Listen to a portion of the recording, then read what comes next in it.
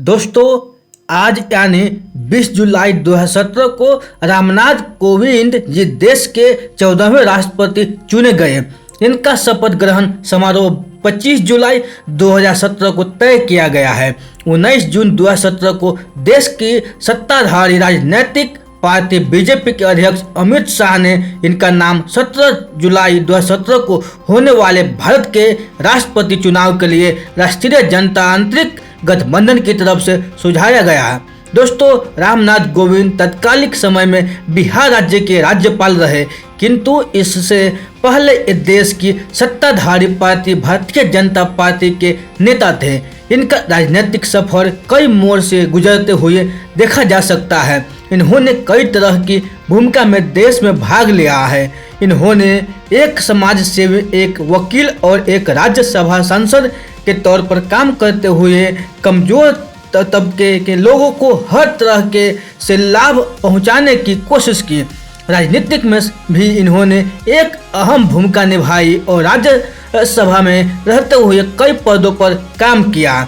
दोस्तों, रामनाथ कोविंद जी हाल ही में 30 दिवसीय कानपुर दौरे में हैं और यह दौरा उन्होंने रेल यात्रा करते हुए पूरा किया है। आपको बता दें कि पिछले 15 साल में यह पहली बार ऐसा हुआ है कि भारत के राष्ट्रपति रेल यात्रा कर रहे हैं। जी हां, 25 जून को हमारे देश के तत्कालिक राष्ट्रपति रामनाथ कोविंद जी अपने जन्मभूमि में अपने पुराने दोस्तों एवं रिश्तेदारों से मिलने के लिए रेल से यात्रा करते हुए यूपी के कानपुर शहर पहुंचे हैं।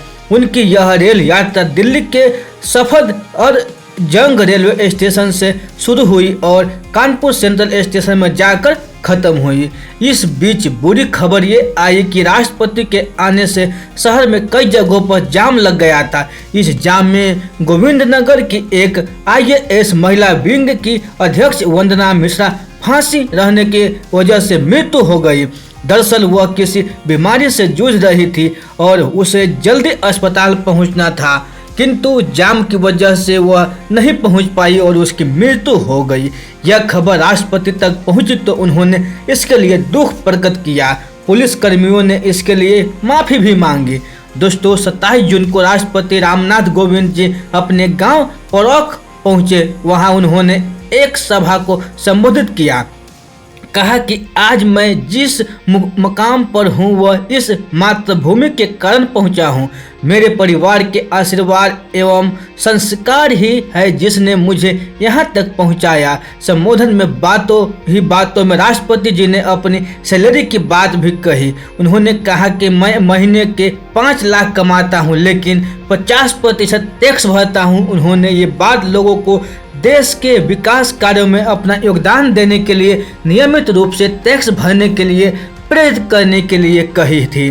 दोस्तों, इस सभा के बाद में वे अपने करीबियों से मिले।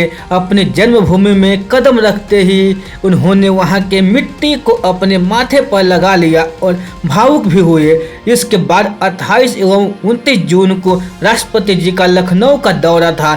यहाँ की यात्रा भी उन्होंने ट्रेन के द्वारा ही की। इसके बाद वे 29 जून को वापस नई दिल्ली पहुंचे। दोस्तों, रामनाथ कोविंद का जन्म 1 अक्टूबर 1945 में कानपुर के देरापुर तहसील में हुआ। इनके पिता का नाम स्वर्गीय माइकू लाल तथा माता का नाम स्वर्गीय कलावती है। इनकी पत्नी का नाम सविता कोविंद है। दोस्तों, रामनाथ कोविंद ने पढ़ाई करते हुए BCom और LLB की डिग्री हासिल की। ये डिग्री इन्होंने कानपुर विश्वविद्यालय से हासिल की। कानपुर से लॉ की पढ़ाई पूरी करने के बाद ये दिल्ली गए। दिल्ली में इन्होंने IAS की परीक्षा निकालने की कोशिश की, किंतु इस प्रयास में इनके हाथ असफलता लगी। शुरू में 2 बार असफलता लगने के बाद इन्होंने हार नहीं मानी और तीसरी बार पुनः IAS एंट्रेंस की परीक्षा दी। इस बार ये सफल हुए। हालांकि इन्हें IAS पद नहीं मिला था। इन्होंने नौकरी नहीं की और नौकरी की जगह लॉ का अभ्यास करना ही सही समझा। दोस्तों, रामनाथ कोविंद ने LLB की डिग्री हासिल की, अतः इन्होंने वकालत में भी अपना करियर आजमाया और दक्ष वकील साबित हुए। इनके करियर को दो भागों में देखा जा सकता है। दोस्तों, वकालत में करियर, वकालत करते हुए इन्होंने दिल्ली हाई कोर्ट में अभ्यास किया। यहाँ पर इन्होंने केंद्र सरकार के वकील रहते हुए काम किया। दिल्ली हाई कोर्ट में इनका कार्यकाल साल 1977 से 1979 तक का रहा। साल 1980 में 1993 के दौरान केंद्रीय सरकार के स्टैंडिंग काउंसिल की तरफ से इन्होंने सुप्रीम कोर्ट में भी अभ्यास किया। दोस्तों, साल 1994 के अप्रैल के महीने में इन्होंने उत्तर प्रदेश राज्यसभा सांसद नियुक्त किया गया। अपनी कुशल कार्य क्षमता के बल पर इन्होंने इस साल लगातार 2 बार राज्यसभा सांसद का पद हासिल किया। इस तरह राज्यसभा में इनका कार्यकाल 12 वर्ष का यानी साल 2006 तक का रहा। दोस्तों, राज्यसभा सांसद पद में कार्यरत रहने के दौरान इन्होंने राज्यसभा के जिन विशिष्ट पदों पर काम किया वे निम्न है: अनुसूचित जाति को और राजनीतिक parliamentary committee, home affairs parliamentary committee, petroleum और natural gas parliamentary committee, social justice और एम्पावरमेंट पार्लियामेंट्री कमेटी, लॉ और justice parliamentary committee, Rajya Sabha chairman. दोस्तों, उपरोक्त विशिष्ट पदों के अलावा कई अन्य महत्वपूर्ण पदों पर भी श्री रामनाथ कोविंद को काम करने का मौका मिला। इन्होंने डॉक्टर भीमराव अंबेडकर यूनिवर्सिटी में मैनेजमेंट बोर्ड के सदस्य के तौर पर भी काम किया।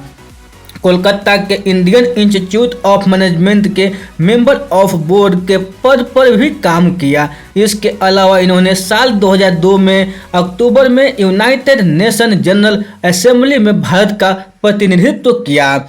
दोस्तों, रामनाथ कोविंद की सामाजिक गतिविधियां, इन्होंने समाज के पिछले तबके के लोगों के लिए बहुत काम किया। मुख्य तौर पर कुछ इस प्रकार है: इन्होंने अनुसूचित जाति, जनजाति, अल्पसंख्यक महिलाओं के लिए अपने कॉलेज के दौरान से ही काम करना शुरू कर दिया था।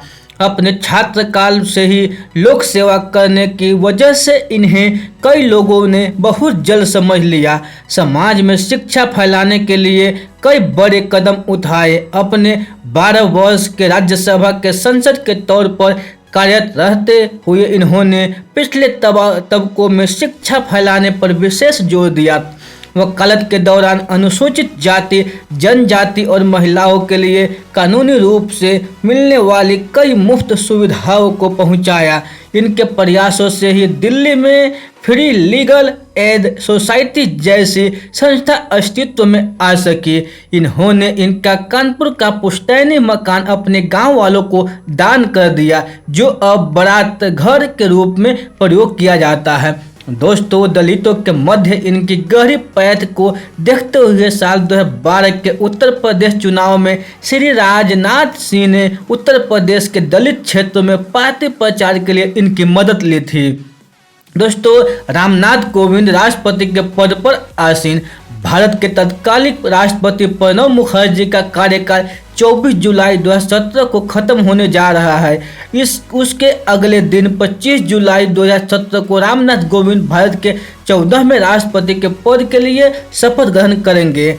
20 जुलाई 2017 को वोटों की आखिरी गिनती के बाद दोस्तों 10,09,358 के कुल वोटों में से रामनाथ कोविंद को 7,02,044 वोटों से जीत हासिल हुई, जबकि इनकी प्रतिद्वंदी और लोकसभा के पूर्व अध्यक्ष मीना कुमार को सिर्फ 3,67,314 वोट मिले। इस तरह श्री रामनाथ कोविंद ने अपने तमाम पदों पर काम करते हुए देश के उन तबकों को नहीं भूला जो अभी तक सही तौर पर विकास मार्ग पर नहीं आ पाए हैं। अब 25 जुलाई 2017 को इनका राष्ट्रपति कार्यकाल शुरू होगा। तो दोस्तों, ये बायोग्राफी आप लोगों को अच्छी लगी हो तो अपने दोस्तों के साथ जरूर शेयर कीजिएगा। तो फिर मिलते हैं ऐसे ही अगले बायोग्राफी में। तब तक के लिए आप खुश रहिए, सुरक्षित रहिए और अपने सेहत को अच्छी तरह से ध्यान रखिए। दोस्तों, आप लोगों को बहुमूल्य समय देने के लिए हमारे दिल से आप लोग